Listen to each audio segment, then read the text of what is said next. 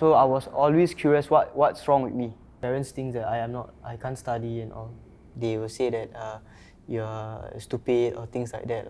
Just take at least one people to see the shine in you, the silver lining. Then that's when you can actually believe. Hello. Hi. Nice to meet you. Hi Adele. Nice to meet you. Hi. What's up, man? Hello. Nice to meet you. Nice to meet you. I'm Hakim. What's your name? Narish. Narish. How do you spell that? Narish. How old are you this year? I'm 24 this year. 24. Yeah. So what are you doing now? So this year I'm gonna start back school. You going back to school? Yeah. And this year I'll be doing my diploma.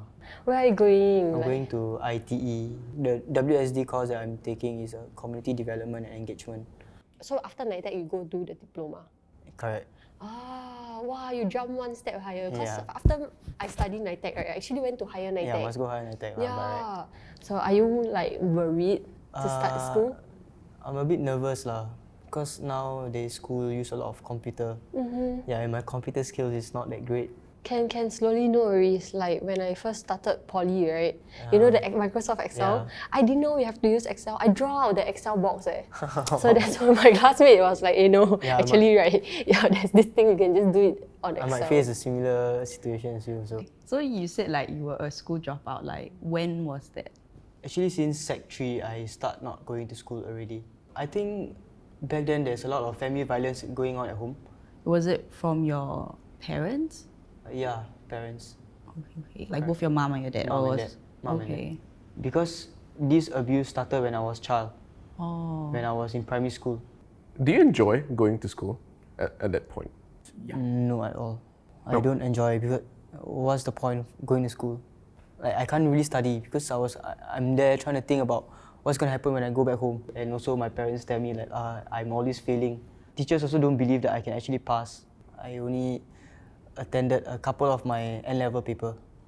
So I was actually out partying, and then I realized because I hang around with a lot of older guys, then I realized that one of it I have a paper today, but I just woke up. My friends told me that why didn't you come yesterday? Say you're not gonna pass your N-level, and then I just give up going for the other papers. Did your teachers go to your house to find you? No. They never call your parents also? They will call my parents, but then I have a lot of tricks to trick these teachers. I will give my teacher my friend number, and I will give my parents my friend number. So my friend is the one who act like the teacher. So your friends... Or Narish got tuition, then I can go back home late. So because of what was happening at home, right? Like with all the abuse and stuff, did that make you want to seek friends outside of school? Yeah, because in school I can't go to school, and a lot of friends in school are quite nerdy. So I make around friends outside of school, which are older people.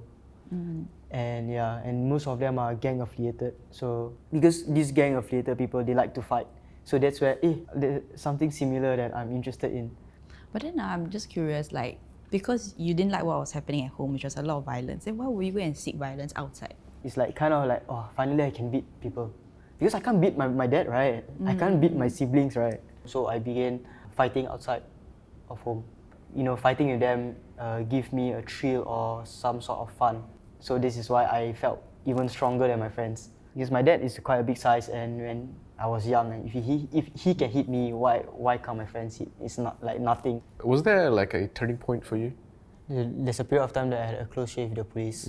That point of time I wasn't a minor, so if I were to get caught, there'd be serious consequences for me. So then I realized that I really cannot do this, cannot take the risk. Was it hard to change though? It was really hard to change. Yeah. I met a caseworker. So there's one point of time he asked me, what do you really want to do when you're out? So I said boxing. But by going into boxing, right, wouldn't that remind you of like the violent background or childhood and make you want to like fall back into violence again? It didn't really remind me of the past, but it makes me think that this strength I can use in the right place. So whatever in the past has made me a strong person in the gym. I took it in a positive way, and I think it changed me lah. Do you have like proper like fights with a lot of people watching, that kind of stuff? Yeah, I had 5 competitions. Oh. It was, I think, about 6 months to 7 months just going for normal classes. After 6 months, he gave me a call. He asked me whether I want to fight, compete. And at that point of time, I was still smoking, I was still drinking. Then I called my caseworker, I was like, how do I win this? And then the only choice that I can make is to quit my smoking. Yeah, so I called the cigarette box. I called the hotline on the cigarette box. I really called. Was that your first time calling? First time. Then what you say? Like, what actually happens when you call? It was automated call lah. Then I spoke to the lady, then I tell her that I want to quit lah. A few days later, this same lady keep calling me, checking with me, have how was any urges. So I actually really did quit. My first fight was a knockout. Ooh, Yeah. knockout. Yeah. You mentioned that you dropped out, but what made you want to come back? So I was doing boxing for a period of time, and then I realized that actually doing boxing doesn't get me anywhere also. So then I told my caseworker that if there's a chance, I want to take my N level. That point of time also, I sometimes don't go for the tuition. So then this volunteer just keep coming, and he will just buy me Starbucks. It's so nice. They're just so nice. Even though I just like ditch them, I just like okay lah, why not? So I just put my time into it to study. And then I passed my N level. That's when I think okay, let's go into ITE. So for the both of us, right, I would say that our route is quite unconventional when it comes to our learning journey. Would you say that you enjoy learning now? Because for me, right, it took me a while to start to enjoy the process of learning. Like for the longest time, I didn't really find the right style to study, and now that I found it is a little bit more enjoyable. Yeah. So it took me a very long time to learn how to study. I would just sometimes I tried taking photos, take photo, then a lot of photo in my phone, but I also don't look through in the photos. Right, the lecture you just take, and then you say, okay, go home, I'll make notes. But it's but true. actually you don't open back. So the first time I know that I can study is when I completed my para-counselling course. Okay. So once I passed the para-counselling, I felt really good and I was actually quite shocked. How did I manage to do it? Okay. Do you feel like you're more confident now? Yes, a lot more confident due to the support I have now. So I was always curious what's wrong with me. Parents think that I can't study and all. They will say that you're stupid or things like that. Just take at least one people to see the shine in you, the silver lining. Then that's when you can actually believe and It's true. take it. Do you want to go to uni? I mean, I would love to go to uni lah, but if I have, because uni is a lot more money also. So if financial wise still okay, then I don't mind. Do you plan to go to uni? I'm in a little bit of a dilemma right now because part of me feel like I might not be able to do it. If you don't study, then you will know. It's true. Just contemplating. Sometimes it's just okay to try. I went to PSB, International Sports School, for all these private courses, but I failed everything. So a lot of money wasted. So all these courses made me realize that these are the things that I need to work on in order to pass. You don't try to go to uni, then you won't know what's lacking. Unless you really try it. It's okay to fail, but just keep trying. Wow, actually I'm quite comforted to hear that because I think one of my biggest fear now is it's a part-time degree, right? And I'm worried that I might not be able to juggle my time properly and I might fail.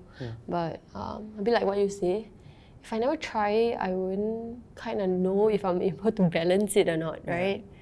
Okay, I will go and sit down on those thoughts and I'll update you if I ever apply.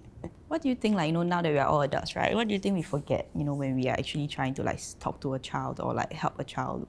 What have we adults forgotten such that we cannot help them? Actually, a lot of times we forgot how to actually understand them.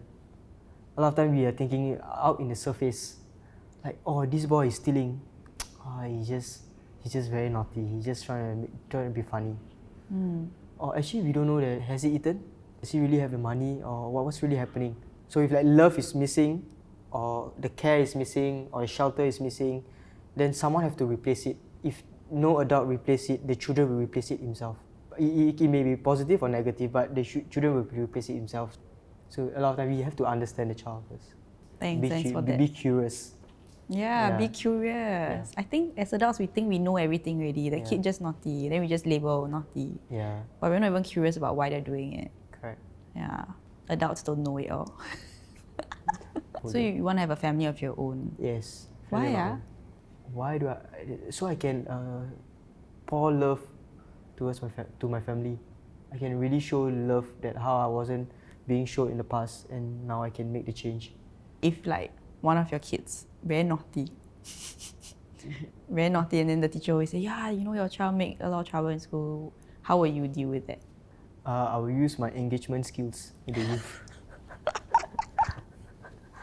I mean, now that I'm where I know how to actually talk to a child or a youth, it really helped me in how I actually discipline my children. So you mentioned this caseworker truck, like this story of yours. What exactly does he do for you? He do a lot for me in order for me to stay out of trouble and also do good. So he was the one who tried to find which gym is willing to take me. And I told him I want the best gym in Singapore, and I got the best gym in Singapore. Another thing is I told him, if you want to help me, you got to help my family too.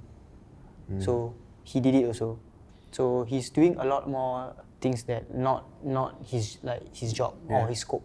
So this is why I volunteered to watch what's he really doing. So he has a pure heart. So I feel like I look at him as a role model. Do you ever like intend to repay? I cannot repay him lah. The only thing I can repay him is to really do well in my job. I think that's really good enough. Yeah. I think that would be nice. Like, you want to call him right now and just like... Okay. What's his name? Narish. Do you have like a nickname for him? Batman. Batman? Why Batman? A lot of other boys call him Batman. Like Bruce Wayne. Yeah. Hey bro. I think, sorry to disturb you now lah. I just want to let you know that I'm thankful for you lah. What? Just a short message. That is interesting. What is this a prank message or what? It's not a prank lah. Yeah, it's on shoot. Okay, thanks. Okay, bye. Thanks for sharing. Thanks, Hakim. Thanks. Nice meeting you. Nice meeting you. Okay. Thank you, Narish. Thank you, Dale. Thank you. Hey guys, thanks for watching this episode of Strangers Meet. And if you'd like to see more, comment down below. Bye! So how much do you share today? Today... How much I share? Yeah, 80%, 60%. 50%. 50%? No! Okay, got more people later. They will ask the other 50%. I hope I never pry too much. No. If I have more time, I confirm ask the other 50%.